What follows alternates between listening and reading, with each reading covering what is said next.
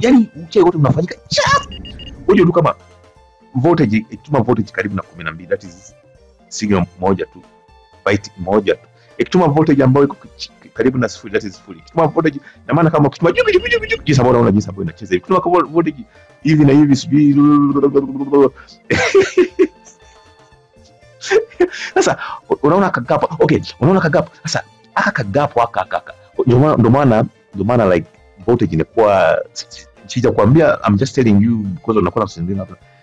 Ndio maana kuna vingine yani kuwa exact, yani kuruka kale ka space unakuta kama voltage inakuanga between 8 and ikiwa above 8 ilikuwa kama iko space. Unaona kama graph inakuwa inasumbua hivi. Ndio maana wewe jua tu karibu na 12, that is 1, karibu na 0, that is 0, whatever.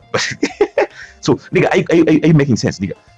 Kwa mfano nikitaka nitume voltage, nikitaka nitume message 0 0 0 1 1 0, na maana hapa isiyo itatuma voltage ambayo iko karibu na 0.